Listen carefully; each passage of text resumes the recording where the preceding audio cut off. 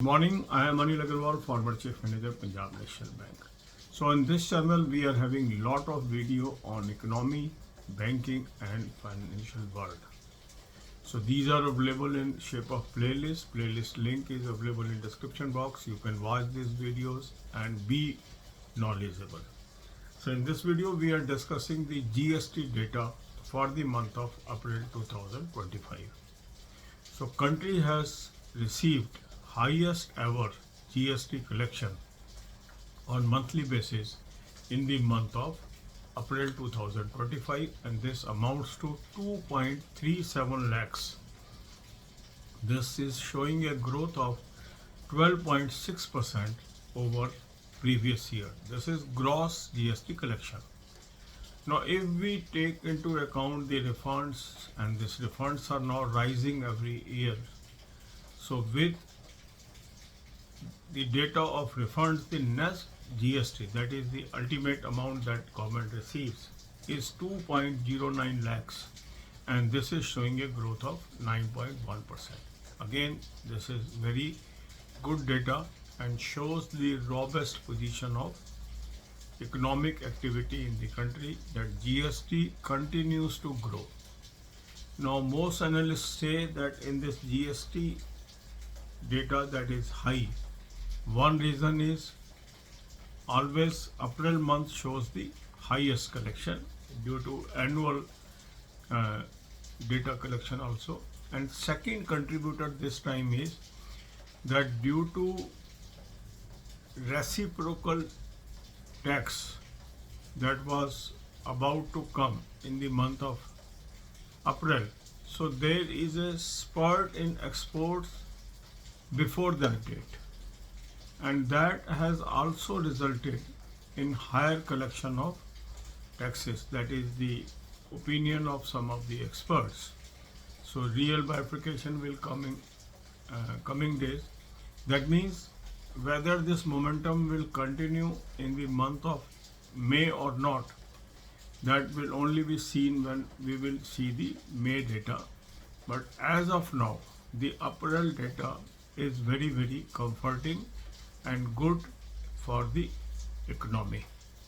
Now, out of this GST collection across country, top 5 states are: number 1 state is Maharashtra, number 2 is Karnataka, number 3 is Tamil Nadu, number 4 is UP, and number 5 is Gujarat. So Maharashtra continues to lead the pack with highest amount of collection in GST.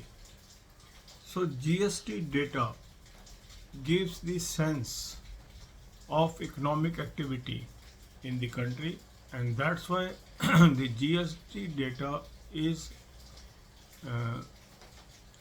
seen keenly by all the economists.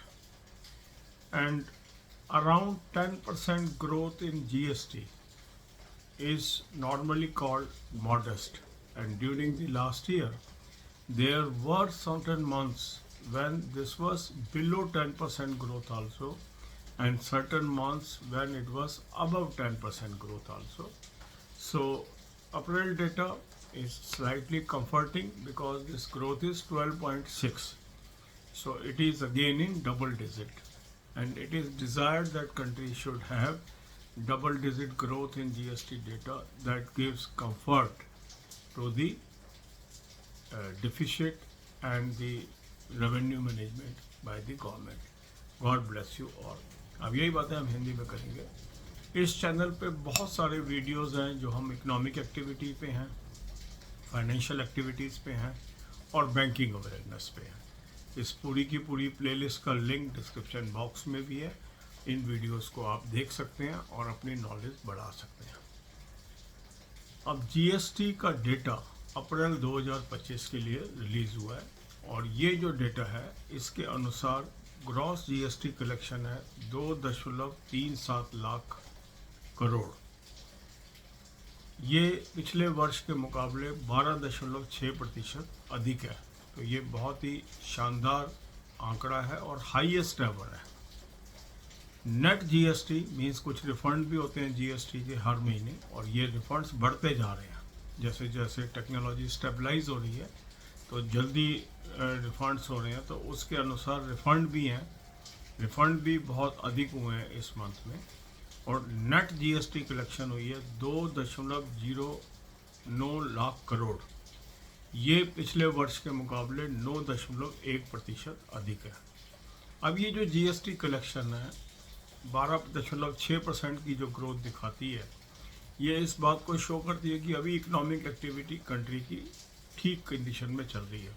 क्योंकि अगर ये double digit growth रहती है तो इसको अच्छा माना जाता है, और अगर डबल डिजिट से नीचे आ जाती है मीन्स सिंगल डिजिट में आ जाती है तो चिंता का विषय बन जाता है।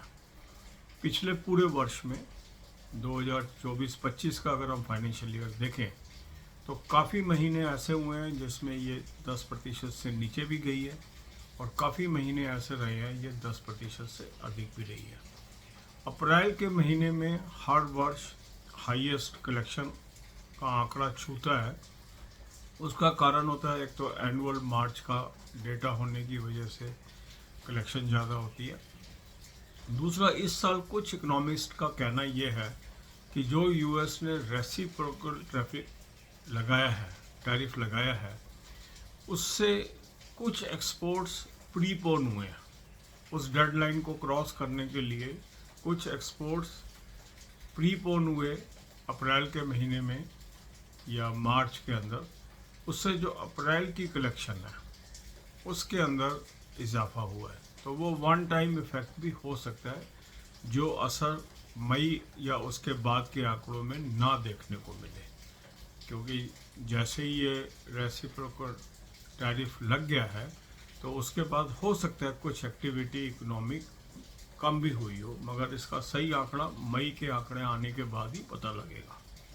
अगर हम इसको और डिटेल में देखते हैं तो कौन सा स्टेट है जो हाईएस्ट कंट्रीब्यूटर है, इसमें महाराष्ट्र नंबर 1 रहा है, दूसरे नंबर पर कर्नाटक है, तीसरे नंबर पर तमिलनाडु है, चौथे नंबर पर उत्तर प्रदेश है, और 5वें नंबर पर गुजरात है, जहां पर जीएसटी कलेक्शन ज़्यादा हुई है। तो अभी भी महाराष्ट्र नंबर 1 स्टेट है जीएसटी कलेक्शन में, और ये शो करता है कि वहाँ पर इकोनॉमिक एक्टिविटी हाईएस्ट है देश के अन्य राज्यों के मुकाबले, और दूसरे नंबर पर कर्नाटक है, और तीसरे नंबर पर तमिलनाडु, और चौथे पे उत्तर प्रदेश, और 5वें पे गुजरात है। तो जीएसटी एक कंफर्टिंग फैक्टर होता है, क्योंकि अगर ज़्यादा कलेक्शन होती है तो नेचुरल है ज़्यादा रेवेन्यू गवर्नमेंट के पास आता है, और ये रेवेन्यू डिफिसिट में भी इफेक्ट डालता है। स्टेट्स को भी उसी हिसाब से हिस्सा मिलता है, और ओवरऑल खर्चा करने की कैपेसिटी भी देश की बढ़ती है। तो इसलिए जीएसटी आंकड़े को बहुत ही क्लोजली हर महीने मॉनिटर किया जाता है, और अगर ये डबल डिजिट में होता है तो इसको अच्छा माना जाता है ग्रोथ, और सिंगल डिजिट में जब आ जाती है तो वो एक चिंता का विषय भी बनता है। God bless you all.